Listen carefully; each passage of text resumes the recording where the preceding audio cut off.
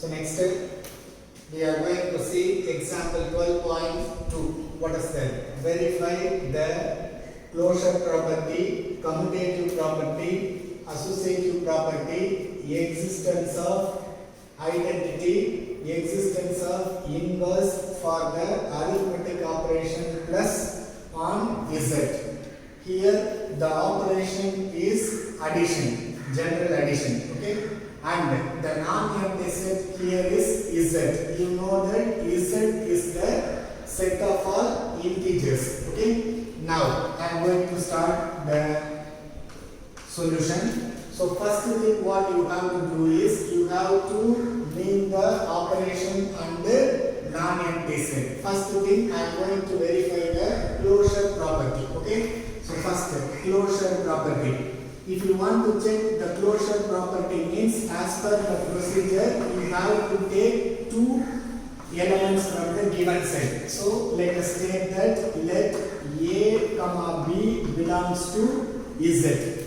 Z means it is integers. So A is an integer and B is also an integer. Okay, what will be the result when you add two integers? We all know that addition of two integers is always an integer. That is, the sum of two integers is always an integer. It will not be changed for every element. So generally we can write the result. What I am going to write is the sum of two integers because our operation is addition. So the sum of two integers. The sum of two integers is again an integer for all numbers. Again an integer. Okay. So we can say that is A plus B belongs to Z. Since A and B belongs to Z, then their sum A plus B also belongs to Z. What I can say is, now I am verifying the closure property, so I can say that closure property is true. Closure property is true. Now we are going to verify the second property. What is that? Commutative property. Next we are going to verify the commutative property. Okay.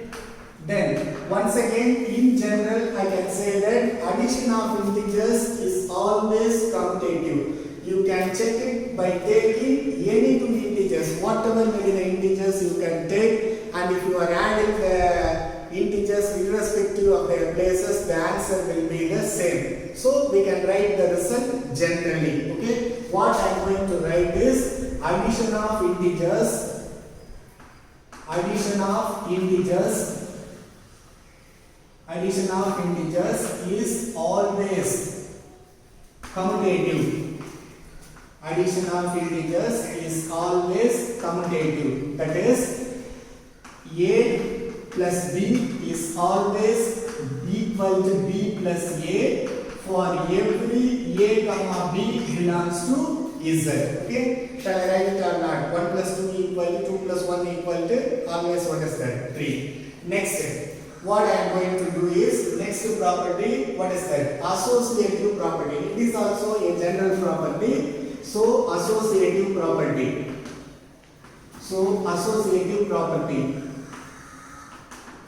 Associative property.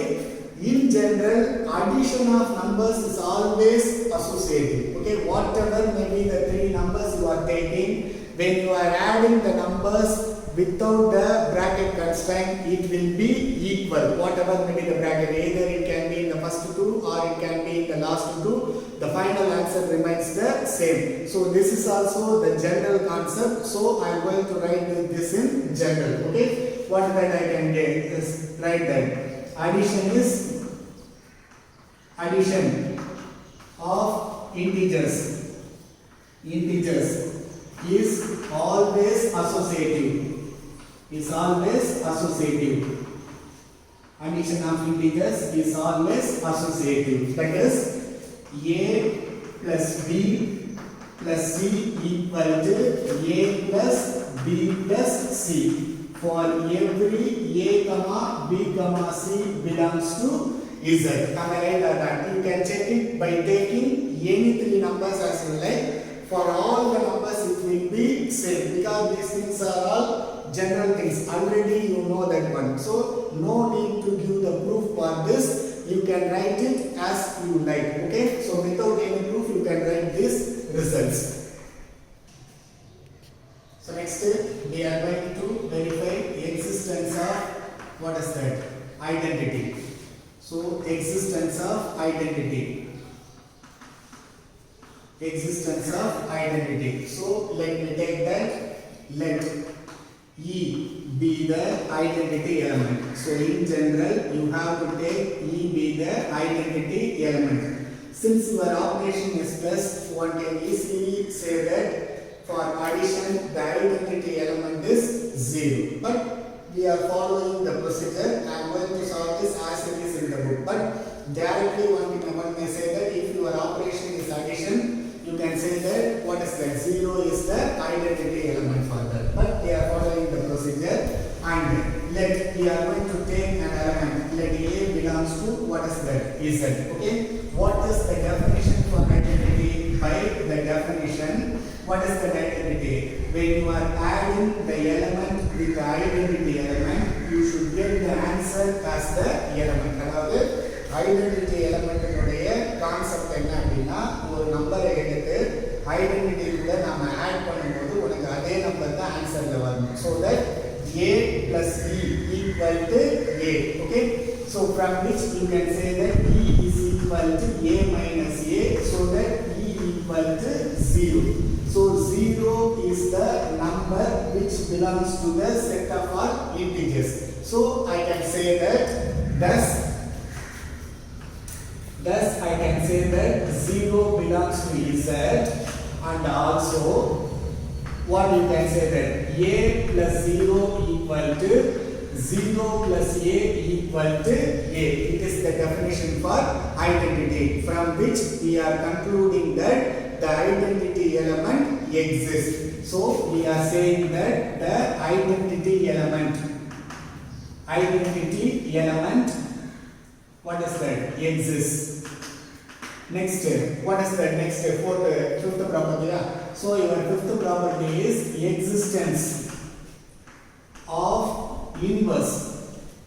So we can easily identify the inverse in the case of addition. Plus 5 means minus 5 inverse. Then plus 4 means minus 4 inverse. Plus A means the inverse is minus A. It is clear. You can directly write it. But as per the procedure I am following that. What I am going to follow is, what is that? Let A inverse be the, so let me take that. A inverse be the inverse of what is that? A belongs to Z. One may use this as A inverse, or in the book they are used in the notation that is A dash. Okay. You can use any one of the things. What is that? By definition of inverse, what you can say? By definition, A plus A inverse equal to the identity element. நமக்கு என்ன definition சொல்றாங்க? இன்வர்ஸ்ல ஒரு எலிமெண்ட்டையும் அதோட இன்வர்ஸையும் நாம operate பண்றோம். இங்க நம்மளுடைய operation வந்து பிளஸ். அப்ப A plus A inverse equal to E, the identity element. So which implies that A plus A inverse is equal to E. ஏற்கனவே நாம இந்த செட்டினுடைய ஐடென்டிட்டி எலிமெண்ட் என்ன கண்டுபிடிச்சு வச்சிருக்கோம்? 0 கண்டுபிடிச்சு வச்சிருக்கோம் இல்லையா? So the identity element exists and the identity element is what? 0. Okay. So which is equal to 0. So which implies that A dash is equal to 0 minus is minus A. இதிலிருந்து நாம என்ன conclude பண்றோம் அப்படினு பாத்தீங்கன்னா minus A is the inverse. Minus A is the inverse of A. Such that what you are having, A plus of minus A equal to minus A plus A, which is equal to 0. So the result holds. So from which you can identify that what I can say that is the inverse